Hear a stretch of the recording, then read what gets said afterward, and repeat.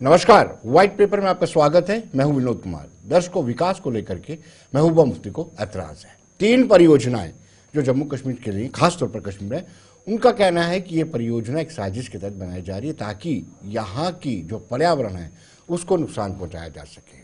वो 3 परियोजनाएं हैं, जो रिंग रोड है, और दूसरी एक परियोजना जो राजौरी से बारामूला रोड है, और दूसरा जो रेलवे प्रोजेक्ट बन रहा है रिंग रोड जो है। ये 3 परियोजनाओं को लेकर ऐतराज जाहिर किया है और उनका कहना है कि जम्मू कश्मीर की सरजमी पर पर्यावरण की बर्बादी हो रही है। इन परियोजनाओं से कहीं ना कहीं जो माइनिंग है वो भी निकाली जा रही है, वाटर लेवल नीचे चलता जा रहा है, जो हमारे बागान हैं उनको भी सीधा सीधा नुकसान हो रहा है, और लाखों कनाल जमीन, ये महबूबा मुफ्ती जो फॉर्मर चीफ मिनिस्टर भी रही है, उनका कहना है कि लाखों कनाल जमीन जो भूमि योग्य खेती योग्य थी वो भी बर्बाद होती है। आइए देखते क्या कहना है महबूबा मुफ्ती का।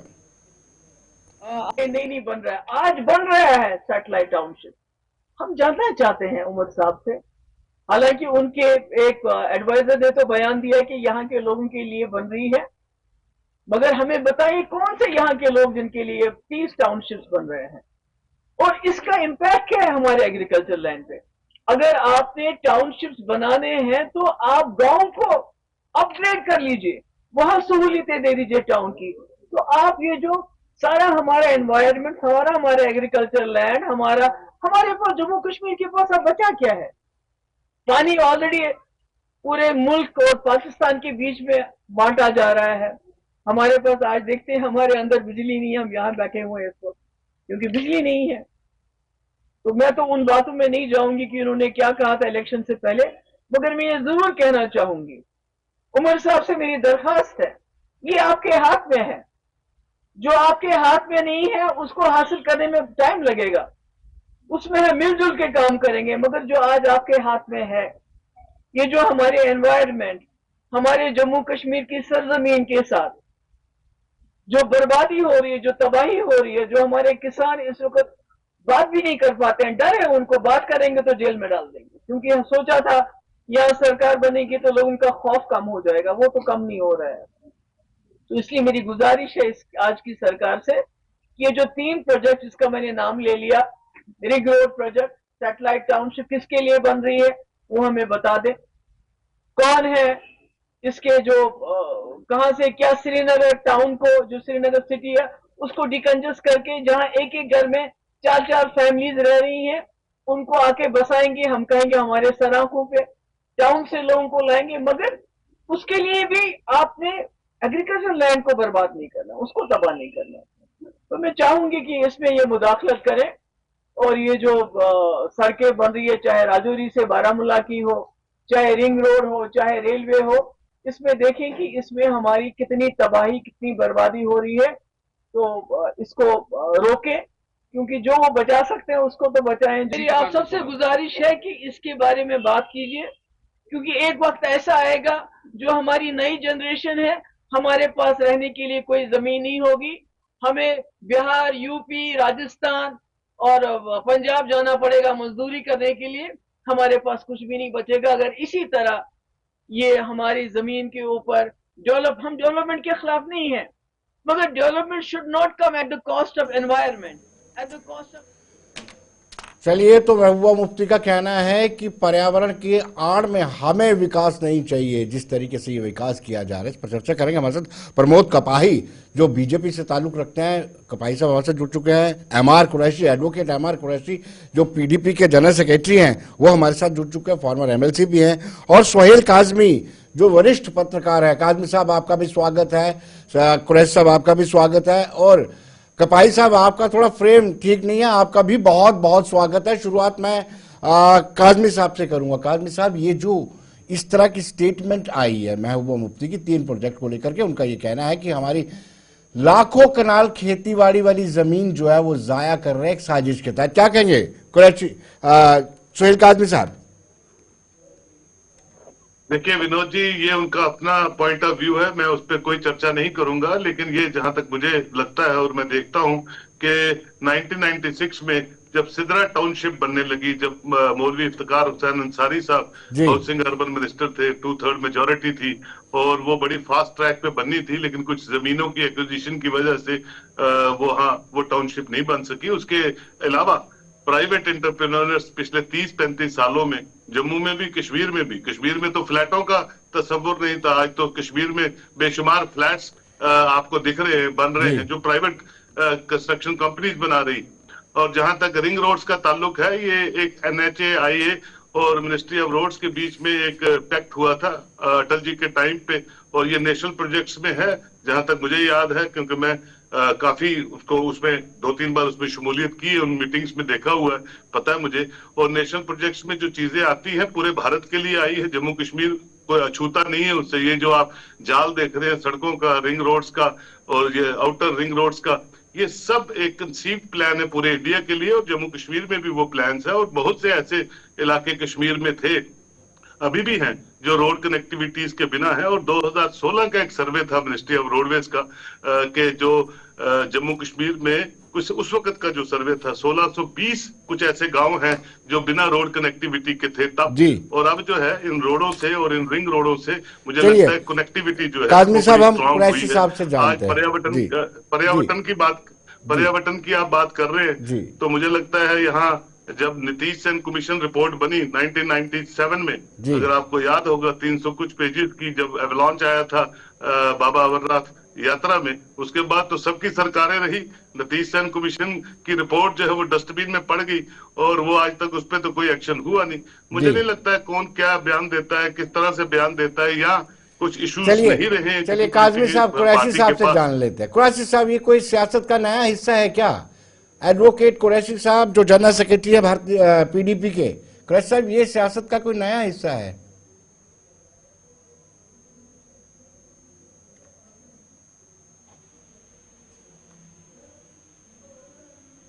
कुरैशी साहब, आपने ना म्यूट किया हुआ है, आप अनम्यूट कीजिए पहले। आपकी आवाज हमारे तक नहीं पहुंच रही है, उसको अनम्यूट कीजिए, अनम्यूट कीजिए। हाँ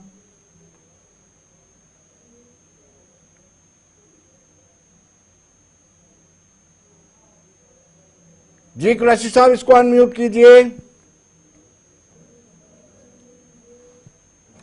कैसे, मेरी आवाज आ रही है आप तक?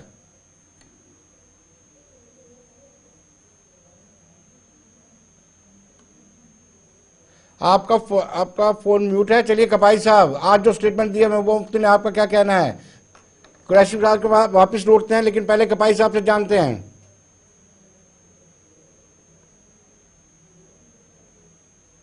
जी कपाई साहब,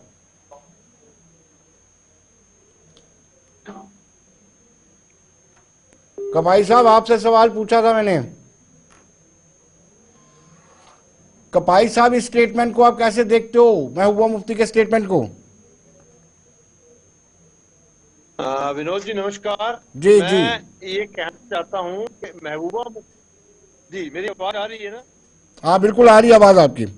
हेलो जी, ऐसा है कि महबूबा मुफ्ती जी, मुझे लगता है कि सियासत के दौर से गुजरने के बाद ये कुछ बुखलाहट में आ चुके हैं।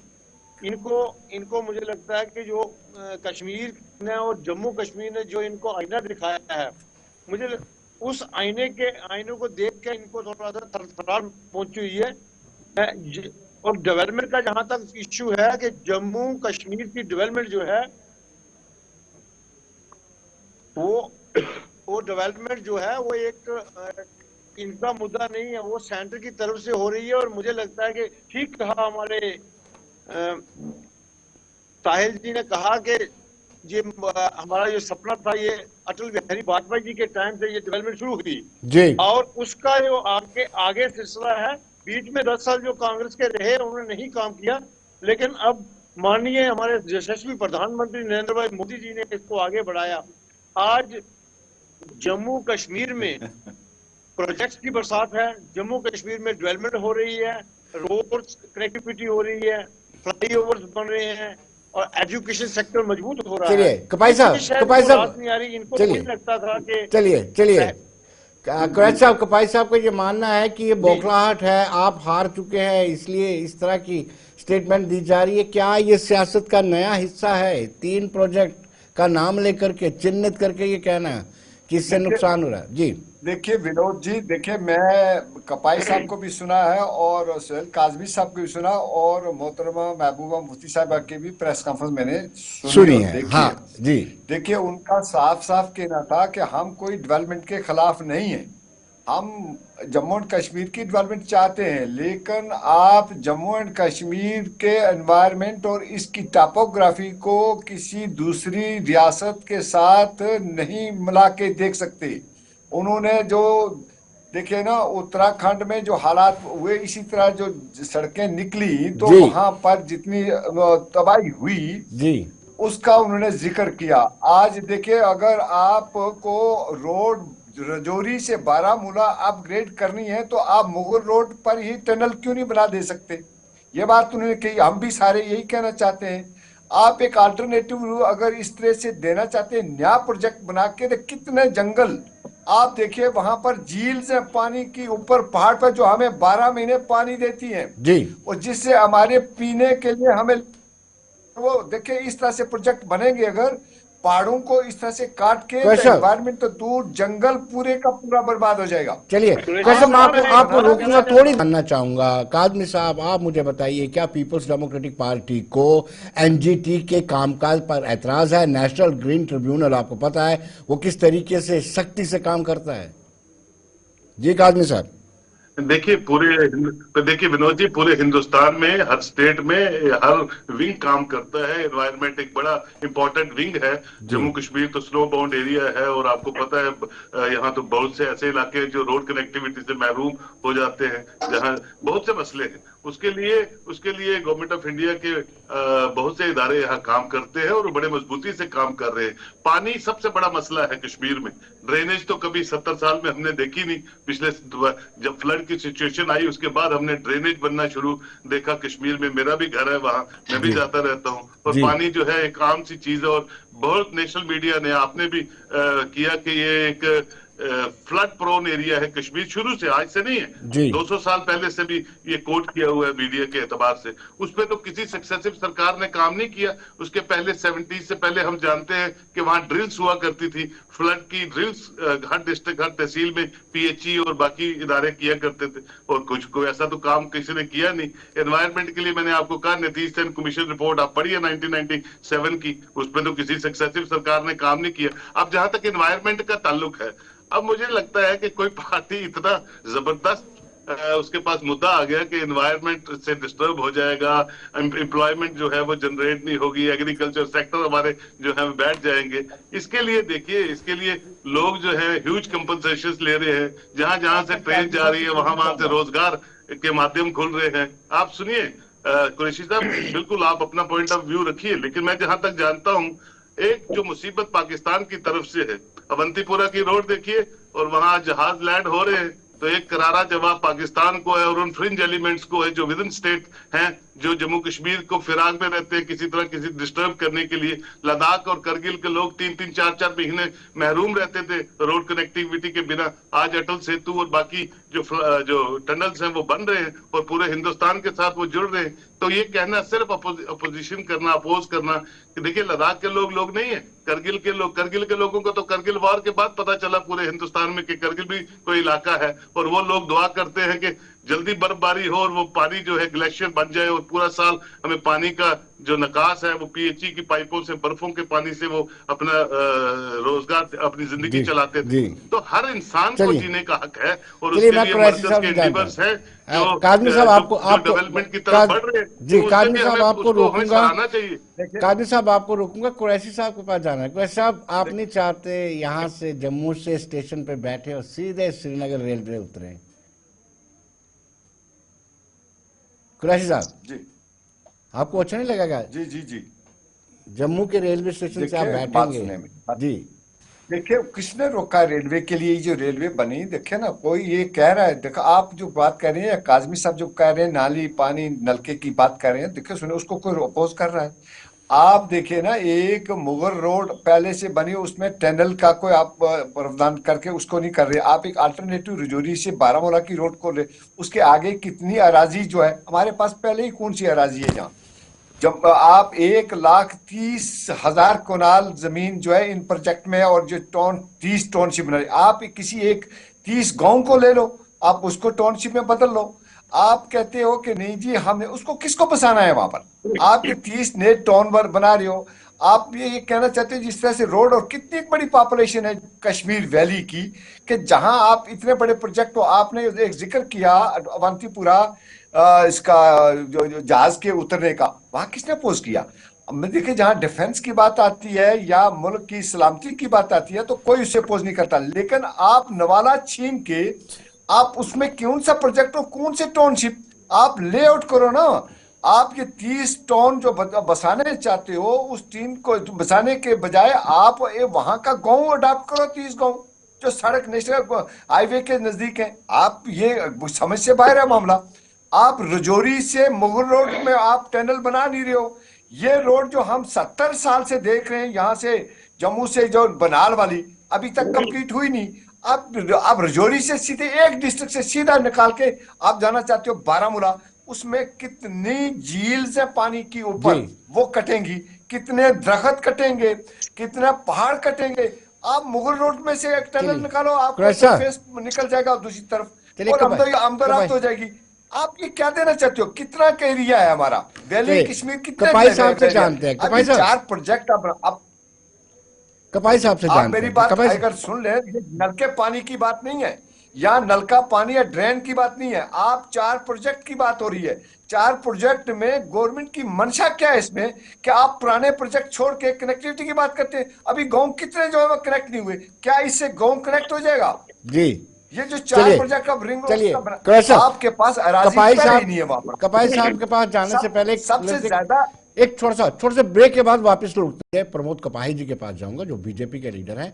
कपाही जी, कुरैशी साहब ने स्पष्ट कर दिया कि आप मंशा जाहिर कीजिए, क्या मंशा है इन 3 प्रोजेक्ट्स को लेकर के? क्या करोगे? मुझे तो आप बात को पूरी होने देते हैं ना। बात 4 प्रोजेक्ट की बात थी।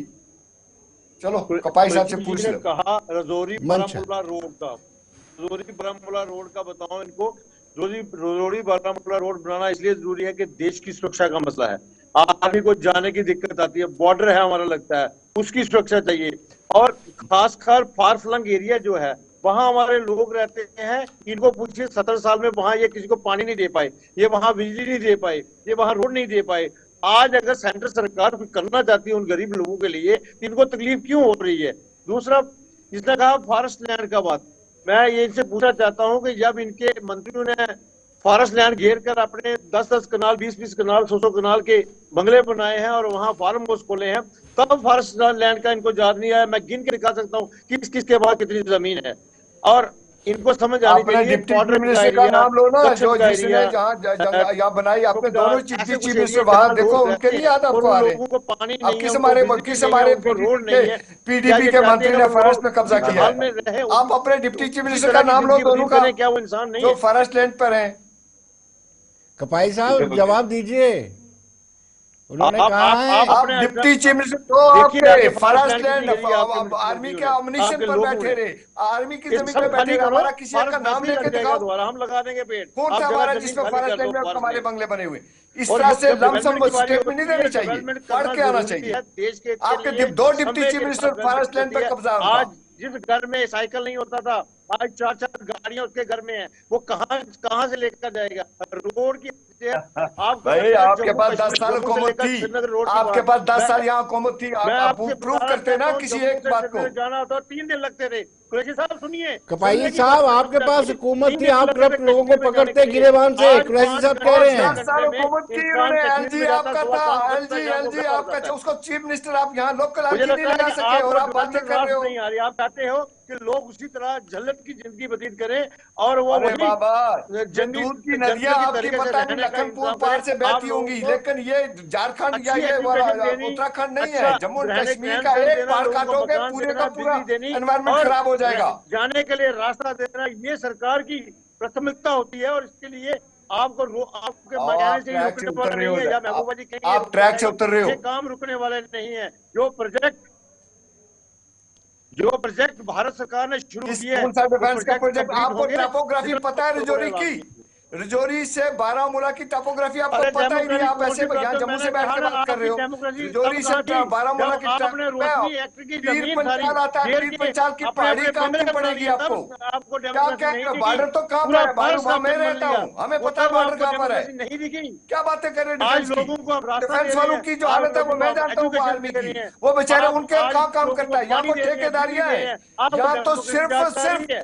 मुझे बहुत लगता बड़े है कि बड़े आप लोगों के साथ अरबों नहीं है, करोड़ों काज़मी रुपए की साहब। आप सिर्फ ठेकेदारी हो अपना रही है। काज़मी पीर साहब, पंचाल की 1 आपकी मिनट में पोजीशन आप तो ना, पता नहीं, जो रजौरी आज से ये जो नया निकाल के सियासी बारामूला जाने घमासान की, शुरू हो आप गया है कैसे कहते हो? प्रोजेक्ट्स को लेकर आपको के, डेमोग्राफी का पता क्यों नहीं। जो काज़मी सच्चाई है साहब, उस सच्चाई को देखिए, सच्चाई काज़मी साहब, समय कम है देखिए विनोद जी सच्चाई पे बात जी। हम करेंगे। 2024 की दुनिया में जी रहे हैं।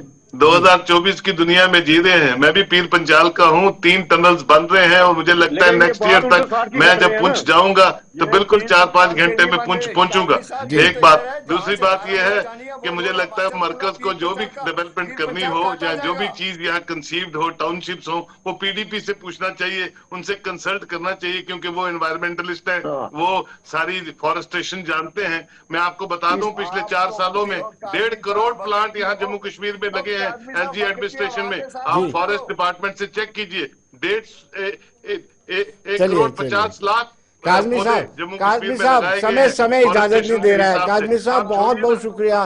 कुरैशी साहब, आपको समय कम मिला, आपका भी बहुत बहुत शुक्रिया। कपाई साहब, आपका भी बहुत बहुत शुक्रिया। और दर्शकों, आप बने रहिए देश दुनिया की खबरों के लिए। एक मुद्दा जरूर, सियासी मुद्दा जरूर मिल गया है। बने रहिए देश दुनिया की खबरों के लिए और मुझे दीजिए इजाजत। नमस्कार।